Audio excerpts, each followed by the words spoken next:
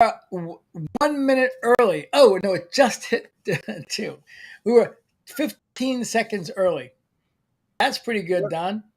Oh, absolutely. It shows we're getting better in every category every week. So now we're getting into punctuality, and knowledge. So this is going to be a super session that we're going to have today, and we're going to really focus on what's fundamental to LinkedIn success, which is getting the appointment. And me and Mike have a lot of background in doing that, especially having a lot of old school background, which really gives you context as to how simple and opportunistic LinkedIn can be compared to the old way of doing things, and how you really have an opportunity to gain control over what you're doing and who you're doing it with. So, Mike, why don't you share a little background on making appointments and get some tidbits these people can take away today? Yeah. Well, just to reinforce what we're looking to accomplish on LinkTank is we're looking to provide you in 20 minutes with at least one actionable idea that you can use right away. Even some people are using it as we're on LinkTank. They get there with the screen open doing it, which is great. The reality is no one needs more information. So you need the right information. We're sharing with you what's working today because we're running a lot of clients. We're about next week. For the last 18 months, we're gonna cross 250 million views that we've produced with our clients. That's a $250 million. I love that movie. $250 million views, and so that in itself is great. So you're getting from us the stuff that's working today, right now, yesterday, and this morning. And then in addition to that, Don and I are focused on adding value because we just don't want to be flapping our gums up here. We have a lot of stories we love to talk.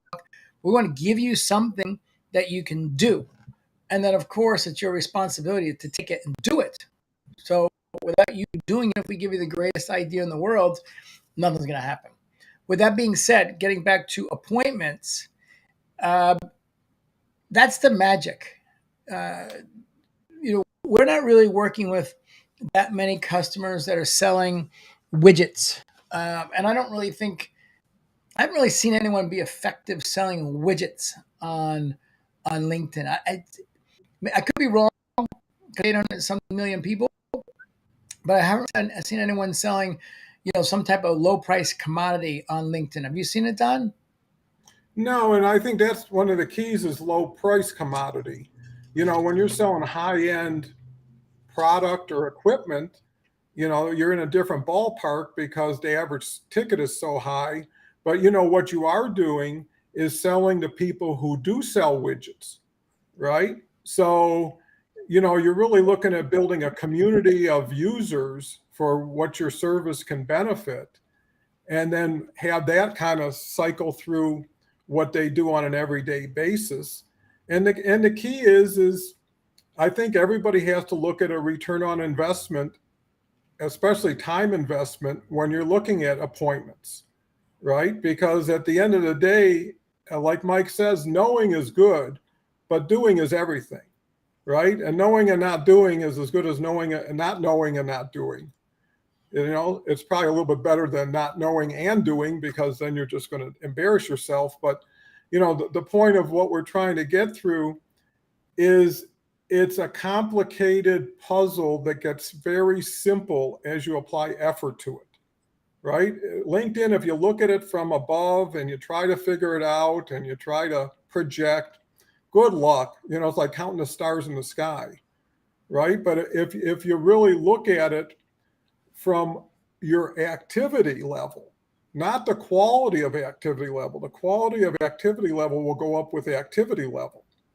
But what it'll do is it'll teach you because of either rejection, which will guide you back into more relevancy, or to some level of success, and then you stay in that neighborhood as long as you can and you work it, right? And the other thing too is you got to ask yourself again with the return on investment factor, what are these appointments worth if you achieve them, right? I mean, just fast forward and say, hey, if I get together with this guy or gal and they love what I'm doing, and we can come to terms.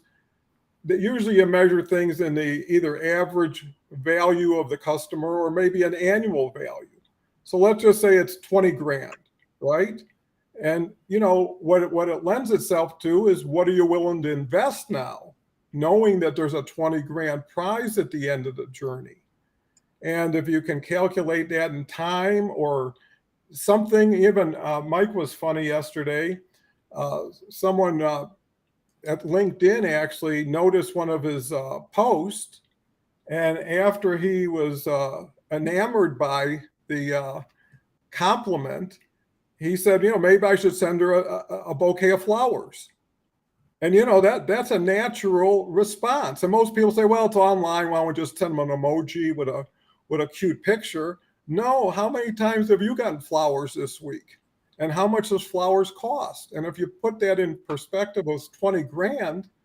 So you say, hey, I'm going to, if you just had a drip campaign that you send somebody something every 2 weeks for a month or two, I mean, that's going to make an impression. It's going to be more than if you didn't. So getting to the appointment, one last thing I want to add, and Mike's a genius at this, is, who's on your get list, right? What 5 people are in play, right? If you had a playlist, who are the 5 or 10 that you've been working with, trying to get going, and put them into some sort of strategy, either reaching out, giving them something, blah, blah, blah. But now at least if you hit, you should get the prize. And now if you get the prize, it will justify the investment in getting there. And all of a sudden now you're streamlined, walking down the right road and build to it. So Mike, why don't you add to that? Yeah.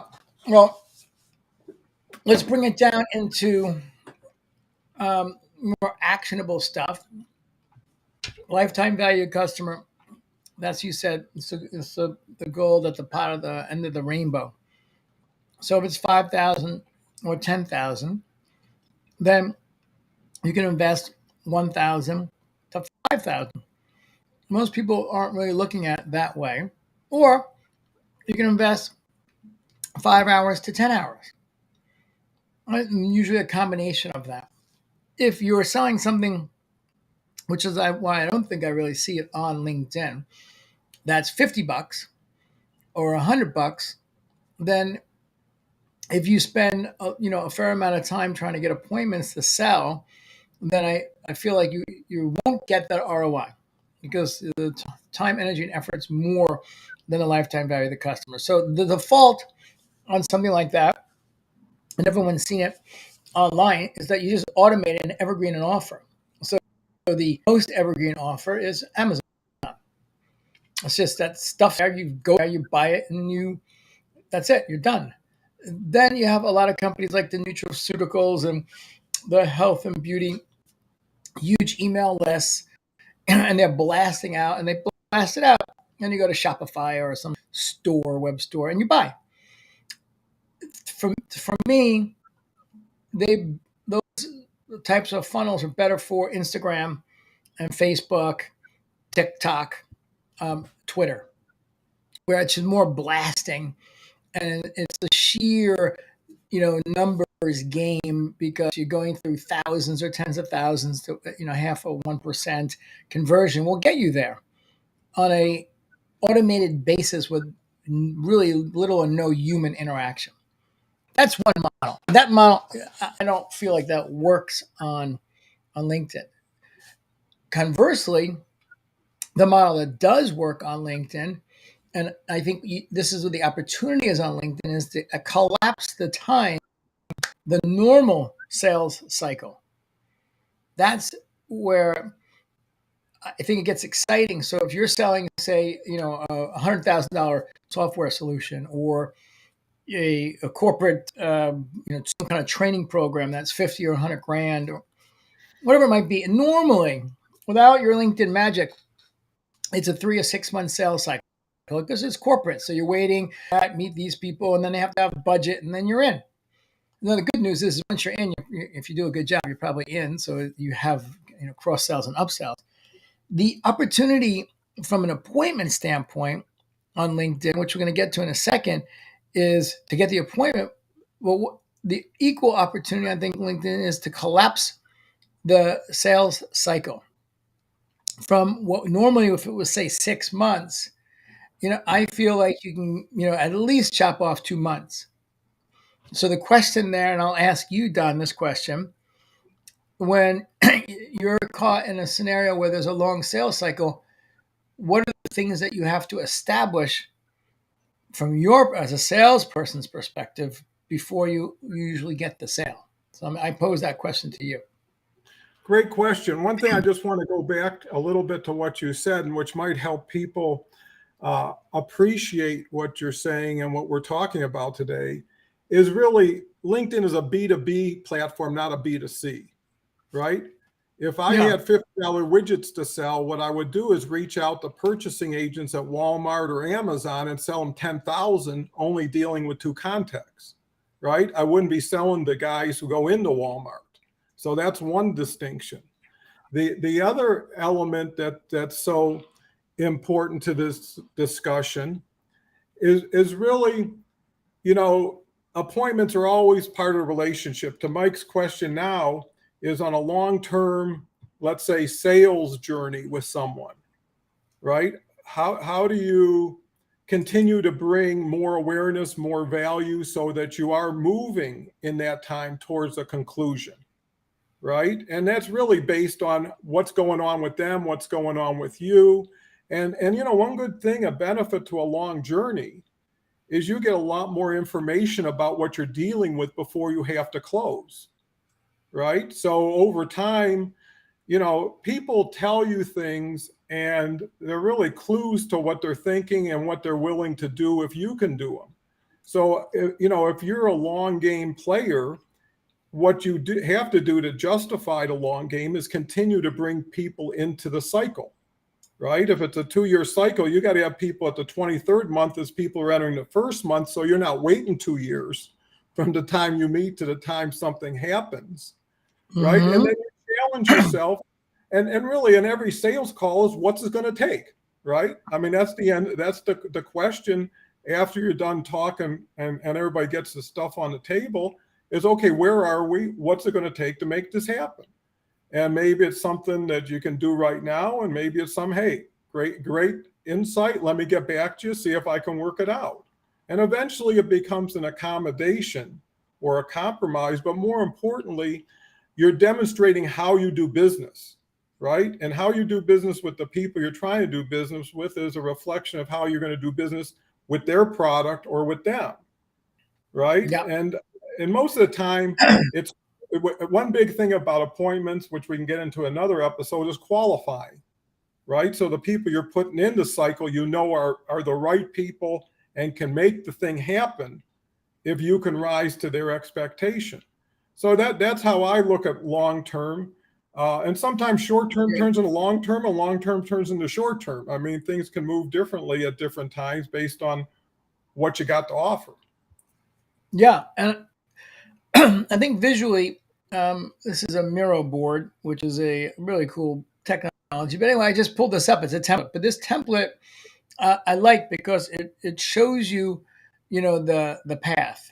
And so to me, when I asked you that question, I always teach everyone that before anyone's going to make a purchase, they got to know I can trust you, and they have to believe in the service, and then they have to believe that they can do it. Because a lot of times people are like, "Oh, that's great product, and I can work," but we're never going to be able to deploy that.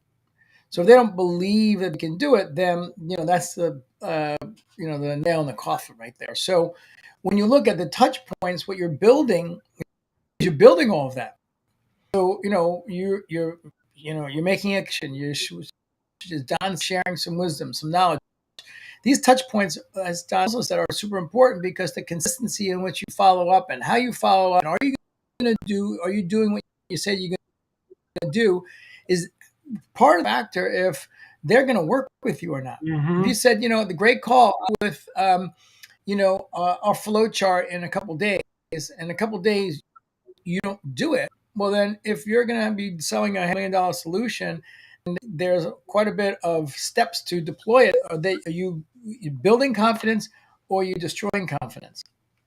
So Mm-hmm. it's like a movie about the movie. It's almost like in a long sales cycle. There's like there are detectives seeing if you're gonna make all these touch points, how easily you make them, are you making them timely, or is your communication clear? So there's a lot of that stuff that goes on. And why I say LinkedIn can short in a sales cycle is that I think you can actually get rid of, a bunch of these things in here because the know, like, and trust is developed by your input in LinkedIn. So in the sales cycle, they're getting to know, like, and trust you because you're teaching on LinkedIn and they see your content and they see actually how you interact and the comments that you make. So they literally are getting, a big swath of know, like, and trust already through the channel. And then, of course, if you what we recommend on LinkedIn, which is adding value and teaching, they're getting to know your philosophy.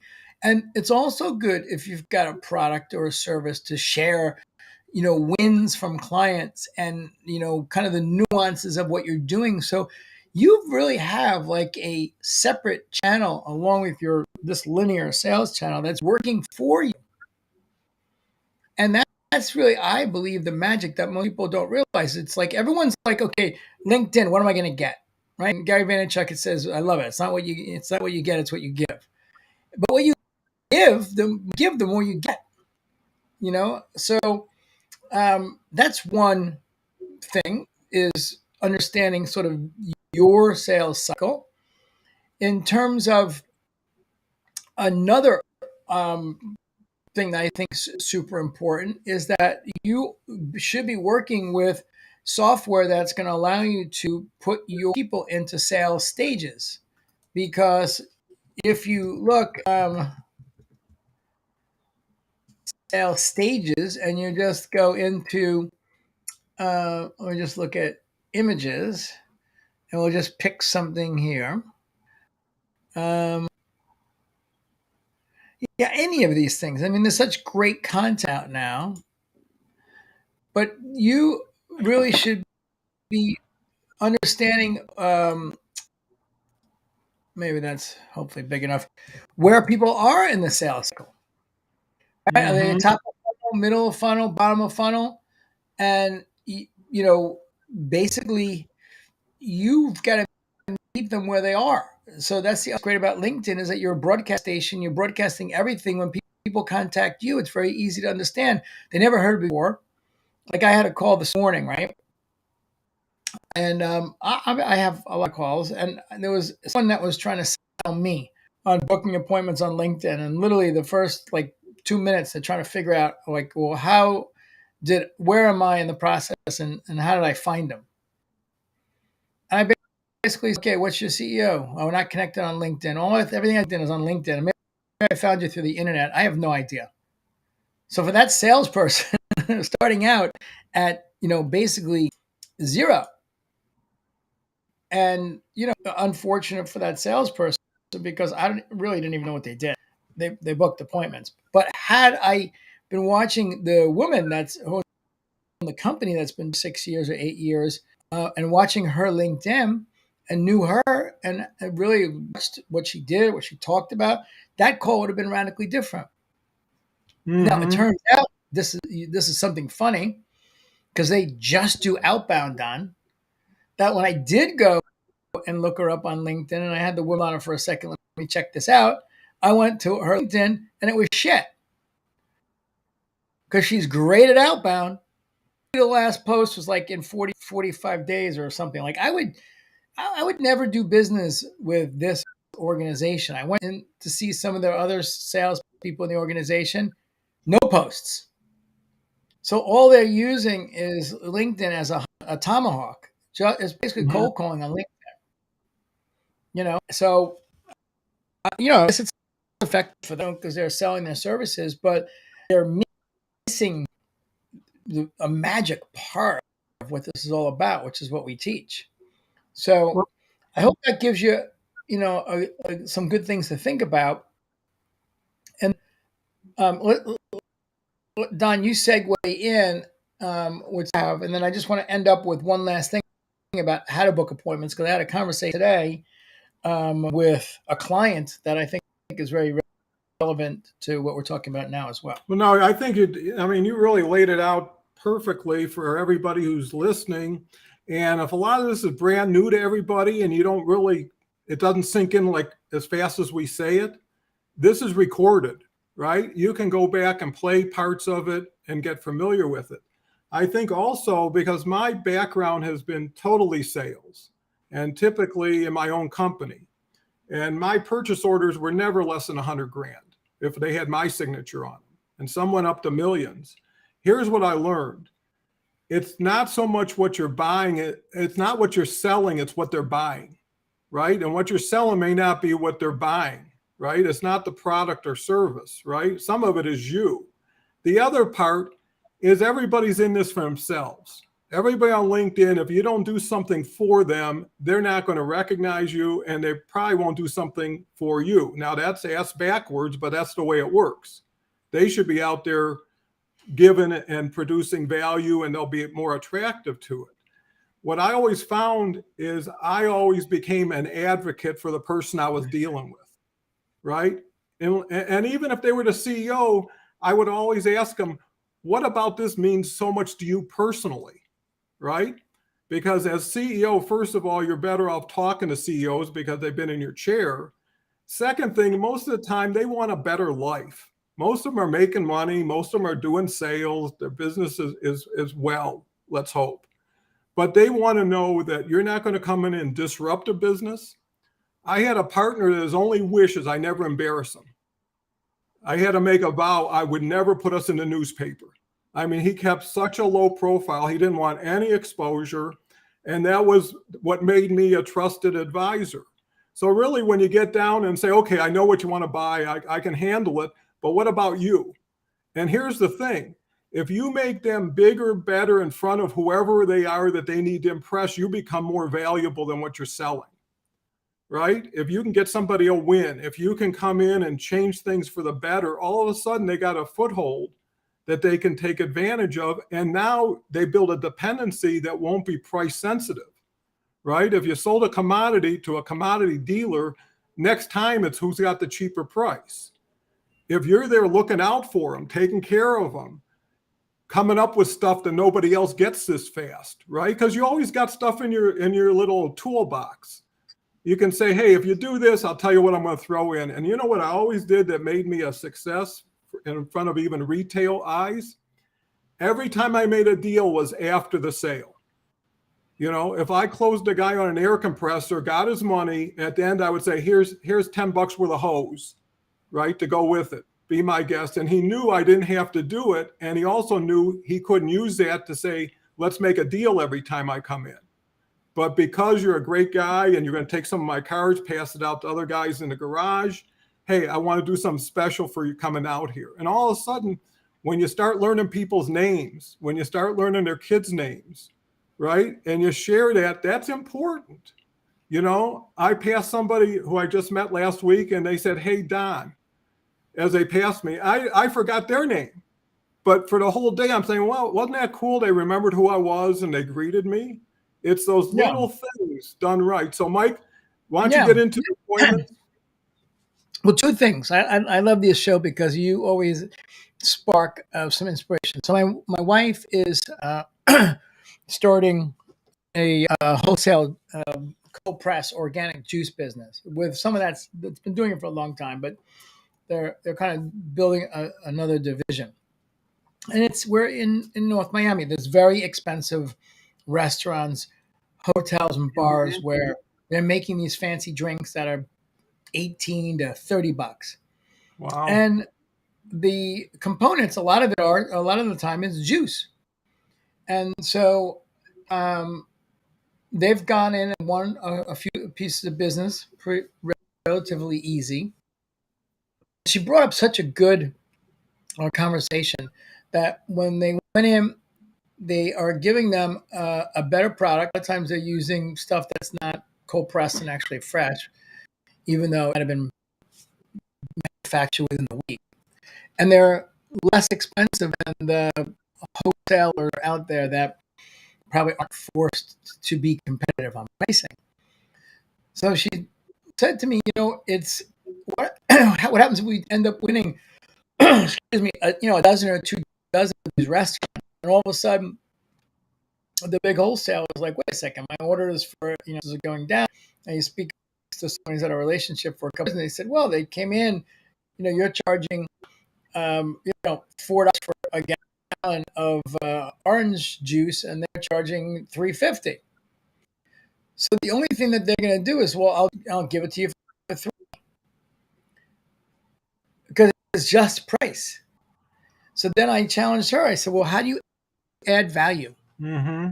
You're not going to get wrapped in a price. Well, obviously, organic and cold pressed, people want that. So that's something. But if that's the bar or restaurant's best kept secret, and they're not putting it on the menu, our new categories, wholesome and fresh, organic, fresh, cold pressed drinks at a premium, they're creating a new category. And so I said, well, if you can convey to the owner, because you have better ingredients now that you can actually brand better drink, then they can charge more. So not only are you giving them a better product at a competitive price, but you're how to make higher price sales and increase their margin. Like that's to me, that's genius, because now the person's like, all right, that's genius. They changed the menu. The commerce guy comes in or gal and says, hey, I want to give you a better price. They're like, well, it's not going to work because we're selling premium, organic, cold pressed at a premium with higher margins. So whether you go down 50 cents or $1 doesn't matter. You're creating you're creating through education, you're creating a value proposition that they might not have considered. Well, strategically, it makes so much sense what you're saying, but here's where a small player wins over any big player. Big players can change prices in seconds and they don't care. There's enough money in the till that, if it's a quarter, 50 cents, they've got it. But what they have to do to stay big is scale. Everything has to be systematic. So when you go into a company, you say, what are they doing as far as service level, right? How many times are they coming in here? What are they showing you? They're not going to change that for one customer, right? They're not going to change their whole sales and training and all of a sudden because somebody in Florida decided to go pick off an account. But once you do that and you say, hey, I'm going to be here, and not just for the product, but for you and your customers, and pretty soon you come in with a little billboard that you can put on their counter saying, just remember this juice is made this way and this way, and put your face on it and become a Mrs. Fields, right? At that point, because you can do anything with service on your first customer, you got a blank slate. So that's the advantage you have, right? And on LinkedIn, it's the same thing. If you look at Mike's chart, there's a fear factor on LinkedIn, a risk factor, a risk of doing and a risk of not doing, right? Once you understand what their risk factors are and what their opportunity quotient is, then you say, okay, like a tailor, someone comes in with a big suit, doesn't fit, and you say, okay, give me 20 minutes. I'll measure you, I'll boom, boom, boom. You'll come out of here like a king, right? If someone can do that for people's LinkedIn and make them aware that it's not for free what they're doing, because they don't invest any money doesn't mean they're not investing a huge amount of valuable time. And at the end of the day, here's the honest to God truth. Me and Mike have seen so many people come and so many people go. So many people think they could do it and they gave up, even though they were so proud and bold when they first started out on that thing. We're here with LinkTank and with LinkTank membership to save you from yourself if you're going down the wrong road. To at least grab a ride on a reading, right, for a month or two and say, Is this feel better? Is this better? Trust yourself to trust yourself. Don't trust us, right? You know who you are. You know how you feel. And if you're feeling like there, if you believe one thing, that LinkedIn offers one of the biggest opportunities anywhere based on who isn't doing stuff and then based on who isn't doing it well, right? That's where we are. So anyways, Mike, I know everybody wants to know how to make an appointment. So yes, and I'll close my session with that and the big mistake I saw. But I also just want to say I just gave someone, well, it's over a couple payments, $6,400 today, and it's somebody that is going to help me get better at LinkedIn outbound, so I can actually build a team and scale for doing even more.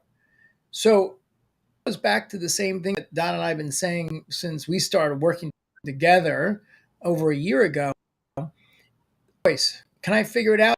Yeah, because we're great on LinkedIn, but I'm the one that's making the sales. I want to duplicate myself and get a few people. We do probably 75% of the stuff that we're doing is through content marketing on LinkedIn, and 25% outbound. He's doing 95% outbound, and he's built teams. He is actually in the business of helping organizations build outbound teams. So that goes from duplicatable processes and systems and hiring and training and methodologies that he spent the last 4 years on. So why would I spend that kind of money? Because I don't want to figure it out myself, take a shitload of time to figure it out, have to track all this shit myself, make all my mistakes, make my iterations to get to where I could be with him in 60 days would take me, probably 6 months. If I had the extra time to dedicate, there's no doubt I guess we're crushing it on LinkedIn, and I'm a systems guy, no doubt. But do I have that extra spare time, money, the time to afford to make versus $6,400? To me, when you can, you always pay for expert results and need. Mm-hmm. And so that's what Don's talking about with LinkTank, our program, is that look, we just launched it. We've got a few paying customers. It's literally we launched. The training starts next week, and we made a big decision to say, all right, is it going to be high price or low price? Why low price? Don and I went back and forth. Obviously, bigger margins, can sell less, high price, less people to deal with, also less of an impact. So we wanted to make a bigger impact because there's literally millions and millions of people that are great people that want to get LinkedIn. And as Don said earlier, you start, didn't work, that didn't work. I tried this from this guru, that guru. The gurus you're following aren't even doing it themselves. It's a shit show. LinkedIn, Facebook. If you're watching this right now, I know there's 95% that tried Facebook. Start, stop. Instagram now. Oh, TikTok. I got to do that. YouTube videos. Oh, I got to do some ads. Not at all. Right? You got to figure out what channel you want to bet on, and then you got to go deep. And the best way to go deep is to make an investment of people that are doing it so they can be helping you eliminate the mistakes. That's really the biggest thing, because that's how you collapse time. You follow something that's working and you iterate, because everyone's clients are different and market's different. There's no exact formula. But if you got the blueprint and then it's up to you to execute, this is what it's all about. This is why Don and I are so excited. So I wanted to share that because you brought that up, and it was just fresh because I just, sent the Stripe payment over. It'll be exciting because I'm going to be learning a ton. So that's what it's about. Like I'm going to be learning from an expert. So in terms of me putting a button on my part of this session, I was talking with a client, and the client is frustrated with their conversion, not on cold outreach to acceptance. They're doing great. They got basically, 20 they're doing every day, 50% from cold outreach are accepting, which is a huge number. It's huge. So then well, where's the frustration? He said, well, then I'm following up, but I'm really not getting that many appointments. So I said, okay, you there's something that needs to be optimized, because if you're adding value, and it's that, and I always say this, the numbers, if you're getting 20% conversions cold outreach versus 50, the one that's doing 50 is only getting that because they identified their ideal customer better than you, their messaging is better than you, LinkedIn profile and what they're producing on LinkedIn, they're giving and sharing. Mm-hmm. They're desired in a network. Okay, so check, that person's kicking ass on that part. Well, what's the next part when someone accepts? Add more value, and then if you want to jump on to talk about it. So the next part, add more value, see if you want to jump. There's nuances in that. But then I said, well, how are you trying to book the appointment? He said, well, I'm telling them to go to this page with a video of me, and then there's a link that says book in my Calendly. I was like, you got to be me. I said, busy. Let's reverse this. You're a busy executive. You want thought leadership, learn. But then someone says, if you want to learn more, go here, click this, go on this page. And then if you want to speak to them to figure out how it works, click that link, then go to the calendar, then put your first name, email, mobile number, and what the meeting are, figure out a time that works, and then hit that button, and then hope it's going to show up on your calendar. Who's going to do that? Calendly and auto booking links are amazing, right? Mm-hmm. They changed the way we did, but that doesn't mean that should be the only way you're trying to. Because here's what we know: some people hate them, some people love them. If they never have to go back and forth and speak to someone, 2 seconds, if can type fast, great. But some people, and if if I want an appointment with you, you're old school, I do all the work. Mm-hmm. When you're available, they shoot back a few times. I find it. I say, awesome, I can do this time. And by the way, I got your email. I'll send you the booking link. It's automatically going to show up in your calendar. Done deal. All you need to do is show up. That's respect. Now, Mm-hmm. the real is that, how do we know who wants one way or who wants the other? It's unknowable. So you do both. Novel idea. Say what? Listen, I'd love to follow up on the PDF I sent you and go over the framework. Would you rather, use this link to book? If not, totally get it. Just give me it 2 times. My assistant will book it for us, and we don't have to do a thing. Give them a choice. Well, I think you hit it right on the nose. You have to come across as client value facing in everything you do, right? Even when I send my Calendly link, I always say pick a convenient time. I mean, they're going to pick a convenient time anyways, but when I say pick a convenient time, it's really saying I defer to you, right? Whatever's good for you, I'll make happen for me.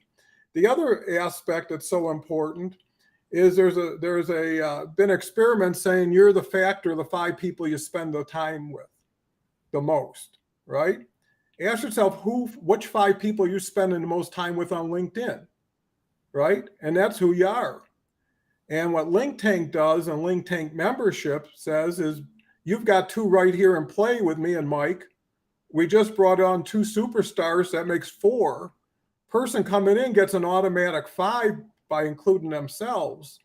And the key is, and one of the reasons for LinkTank on Fridays is we're going to do an hour.